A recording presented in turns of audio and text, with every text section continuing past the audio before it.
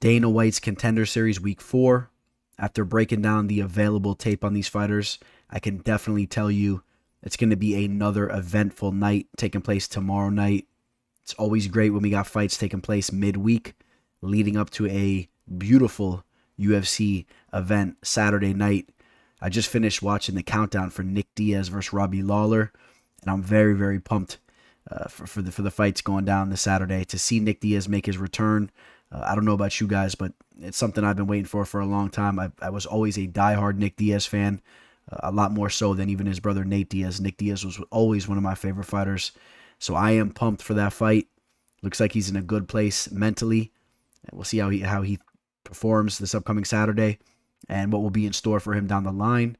But again, first things first, Dana White's Contender Series Week 4. Let's get into it. The MMA fortune teller. The teller. The teller. The teller. The teller. The teller. The Contender Series continues as far as this season goes. We're going into episode 4. Like I said, this one should play out to be another solid night of fights here. A lot of guys with finishing abilities, a lot of stand-up type of fighters from what I've seen. So you guys could probably expect a lot of fights to take place in the feet with two guys trying to take each other out. And that will lead us to the first fight of the event. It's in the lightweight division. We got Jacob Rosales taking on Victor Martinez. 13-6 is Jacob Rosales, with Victor Martinez being 12-4. Rosales with a 2-inch height advantage with a 70.5-inch reach, where we don't have an available reach here on Victor Martinez, but we could pop it up over here. We got Victor Martinez with a 69-inch reach, courtesy of one of his fights. I saw that pop up there, so just to take that into consideration. I mean, the reaches are pretty much the same. Although when we saw these guys square off at the weigh-ins, Jacob Rosales definitely looked to be the bigger man here. Both of these guys definitely showed flashes on the feet, especially with their boxing. Rosales got the knockout here against this guy, CXS, and his hands looked very, very good. He was tagging up his opponent with the very end of his punches, so I mean, he was really getting full extension on his punches. So the footwork is definitely good. He knows how to use his hands for sure, as far as closing the distance and whatnot.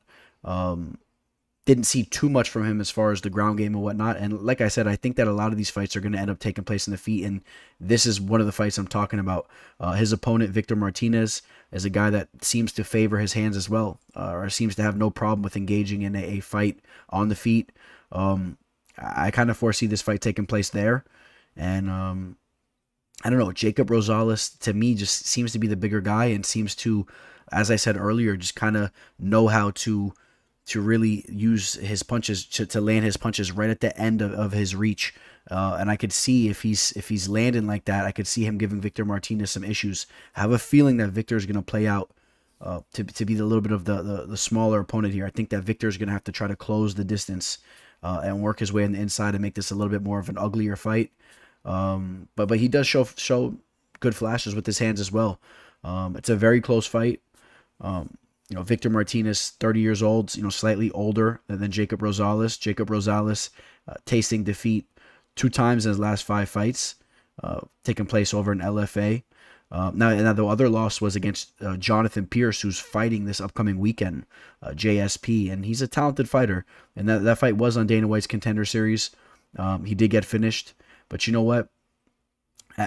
Although he did lose that fight, that's definitely a benefit for him in a sense. I do believe, just having experienced this whole situation before, I think that definitely could benefit him going into this fight, where you got a guy in Victor Martinez who's, this is going to be a little new for him, but he was the Fury champion, Cage Fury champion, I believe it's called, but, so it's a reputable promotion, so to hold gold there, it says something for him. He's coming in as the slight dog, and, I'm going to take Jacob Rosales here. I think there's a couple things that point towards his direction, and I'm going to lean his way. Just he looks nice on tape. But again, that's not to say that Victor Martinez doesn't look decent as well. It could be a close fight. Take a look at the live line. A lot of money coming in on Jacob Rosales as well. He's crept up as high as a -184 up to this point, really settling right around that -180 range. So people definitely favoring Rosales. That might be due to the weigh-in, how he's looking to be the larger man. And some of his tape looks pretty good. So, yeah, I'll go Jacob Rosales there. In the next fight taking place in the flyweight division.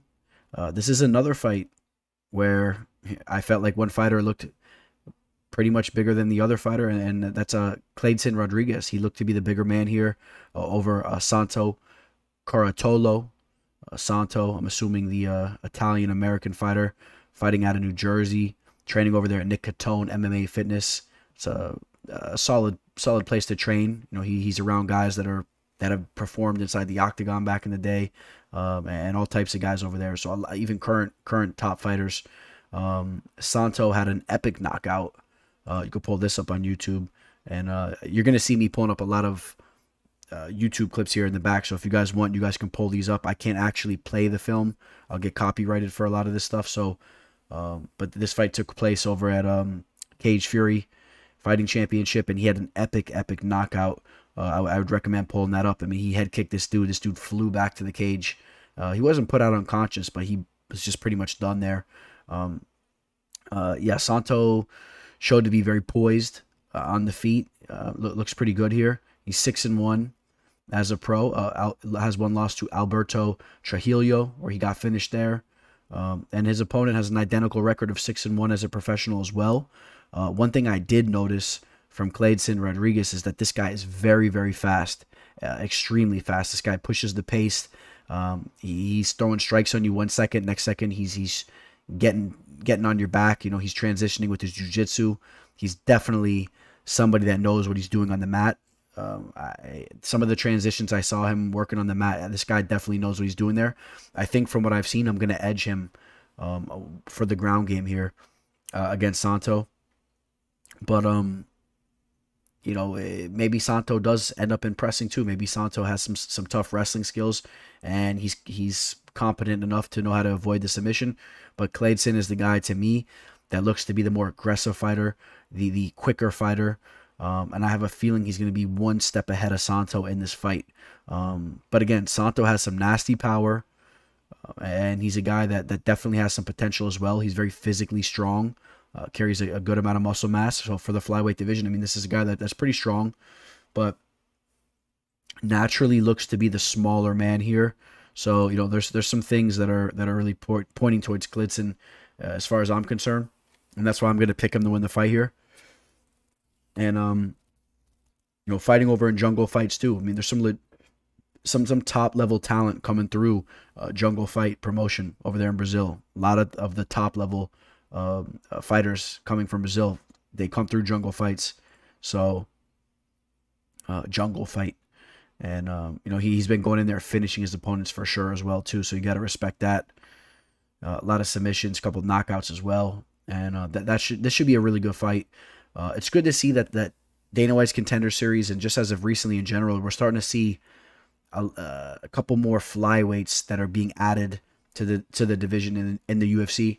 I think that's important. I think that the flyweight division is a solid division. I remember there was talks about taking it away. I was disappointed to hear that back then, and I want to see more and more upcoming talent get thrown in the mix in the flyweight division. And I think both these guys have that type of potential. I wouldn't be surprised if this is a very entertaining fight if they both get signed. You know, keep in mind, we had 5 fighters signed last week.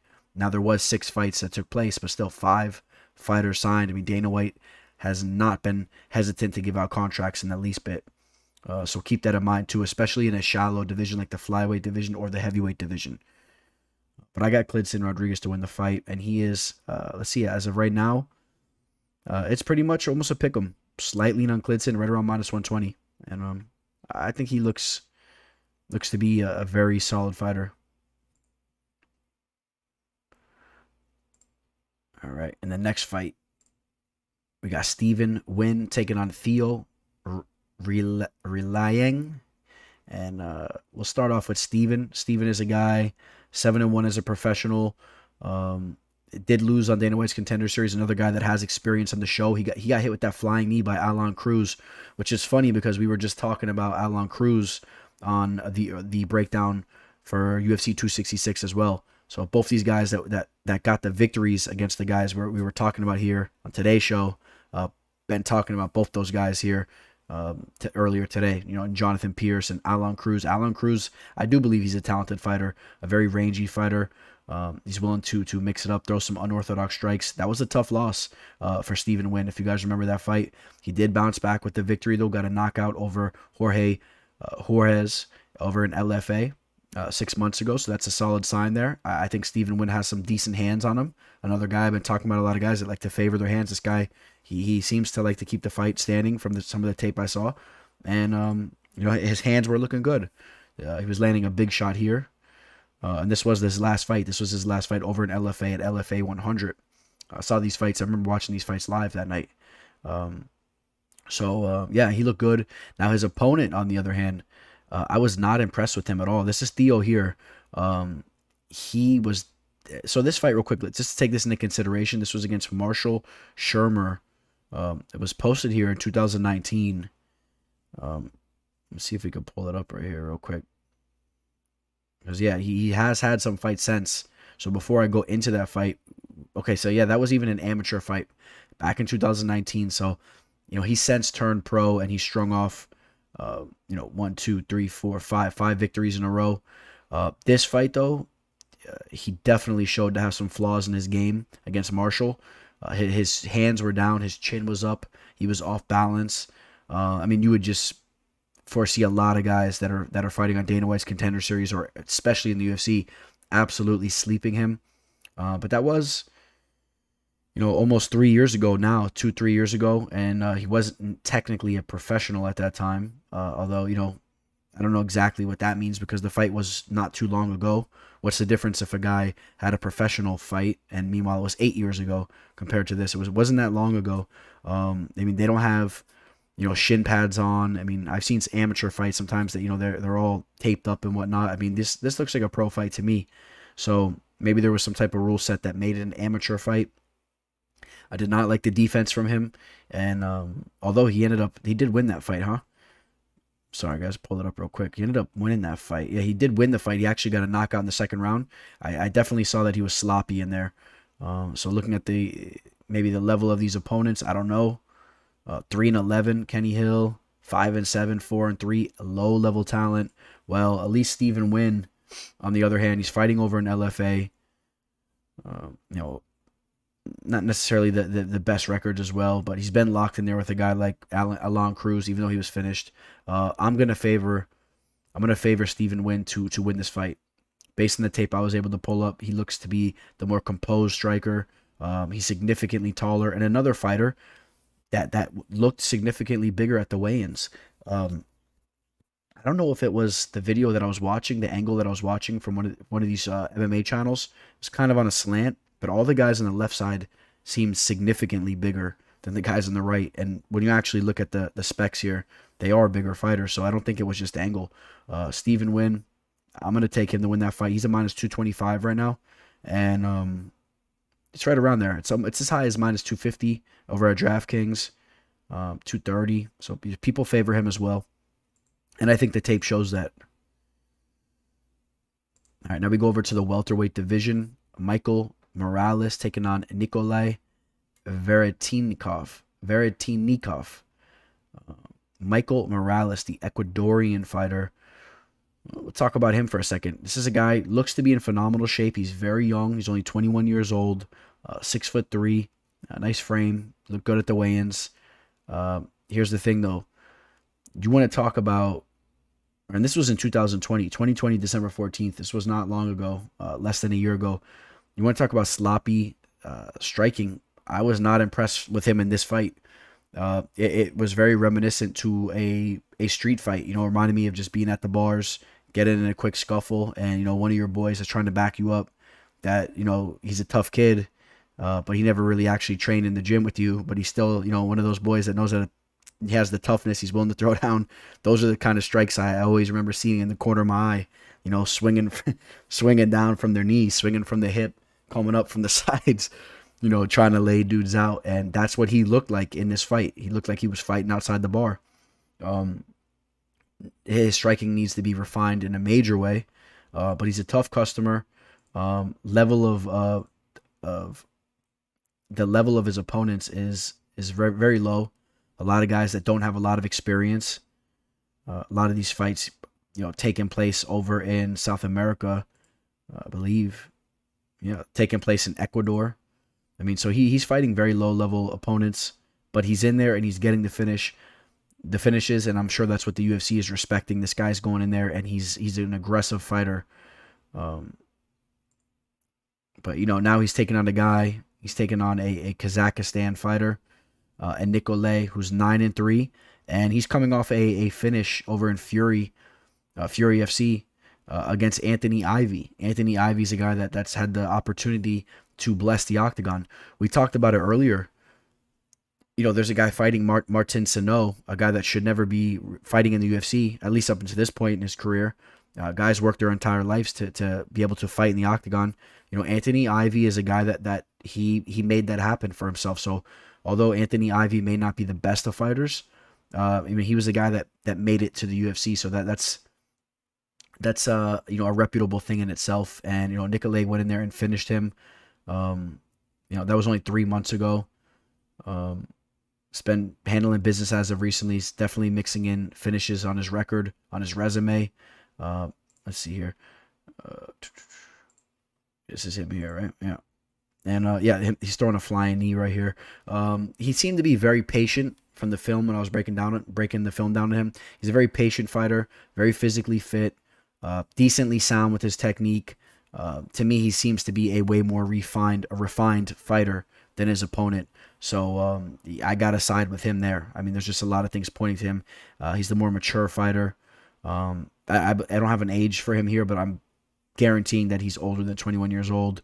I'm assuming he's right around 27, 28. We got to pull that up, but there's a lot of things pointing towards his direction. But the thing is here, Michael Morales is a very aggressive fighter. So of course it's the fight game. Anything can happen in there, and especially when you have an aggressive fighter, they can increase those chances, even if they're not as good as their opponent. If they're more of an aggressive fighter, maybe it increases that slight chance that he maybe clips him with something. I just don't see that happening, though. I think that Nikolay should win this fight. But again, Nikolay is a guy that's, like I said, very patient in there too. Hopefully Morales doesn't throw more activity out there and end up kind of, taking this fight over and surprising a lot of people. But I take Nikolay Veretennikov to win the fight. He's fighting out of Texas, and 6'2" with a 74-inch reach. We don't have a reach on Morales, but I'm sure it's long. He's 6'3". He looked very long at the weigh-ins. He looked rangy. And that'll take us to the main event.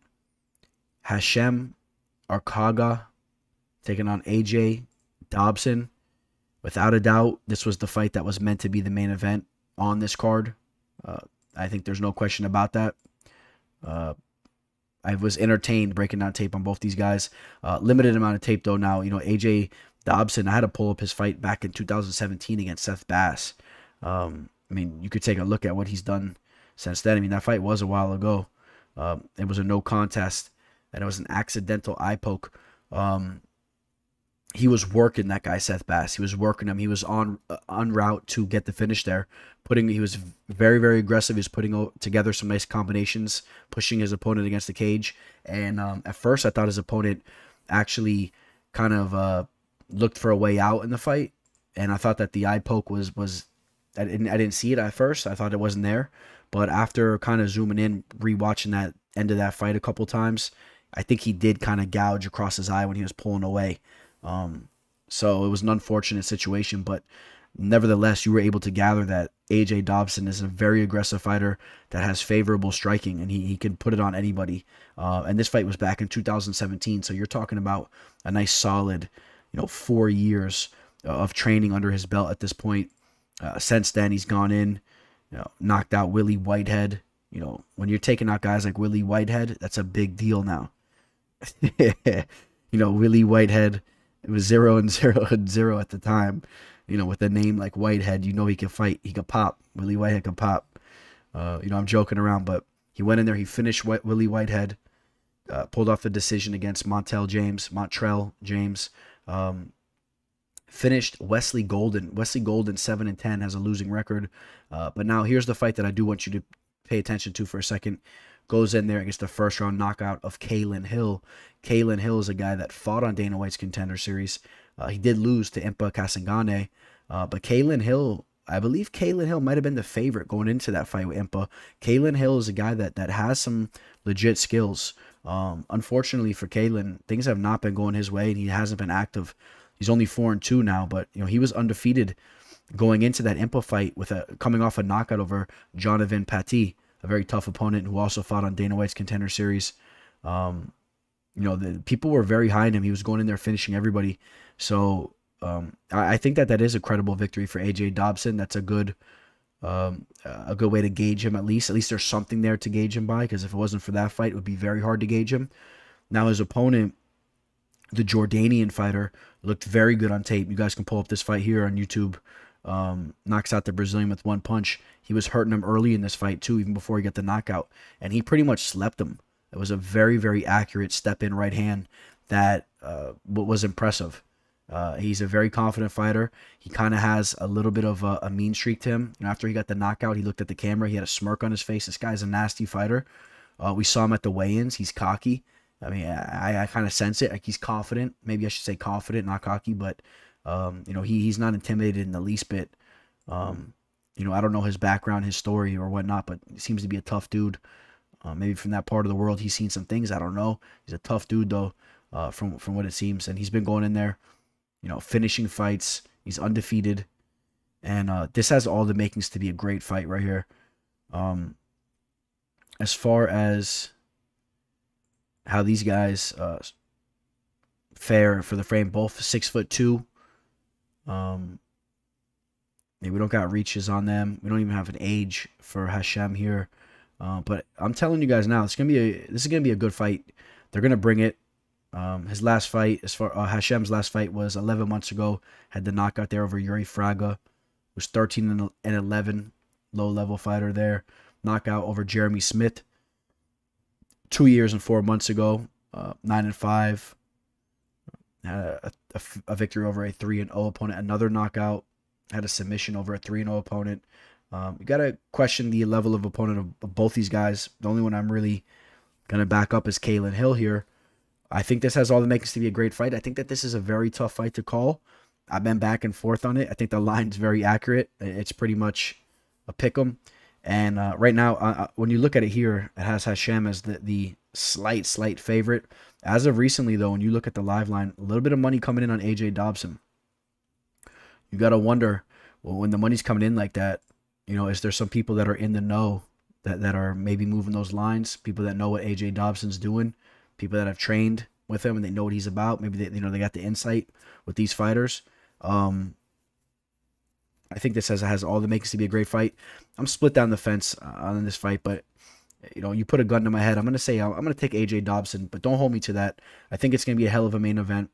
And but yeah, I'll slightly edge AJ Dobson. I love the aggression that I've seen from him in his fights. But again, Hashem is very accurate, and he can lay you out as well.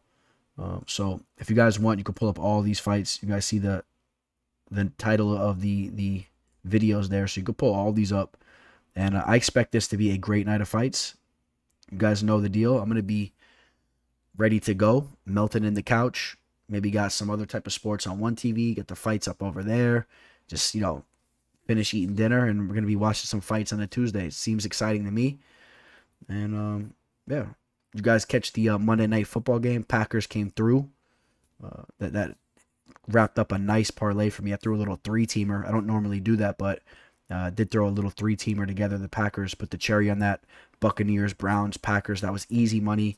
We were on the Cowboys. We had dog plays on the Cowboys. Yesterday we had a dog play on the Cowboys, so things are really good there too with Sports Betting Weekly. If you guys are interested in any of that, I'll put that link there below. If you guys are interested in working with me for my plays as far as these fights go, do not hesitate to reach out to me. I will give you guys my pricing, and even if you want to just reach out to me, talk fights, I always say, man, hit me up, shoot me an email, shoot me a DM on Instagram. It's all below, MMA Fortune Teller _ and if anybody's looking to sign up to Bovada.lv. It's a site I've been really promoting, and I will send you my referral link. We will both get a bonus when you sign up, and I will help you learn the ins and outs of betting online if it's new to you.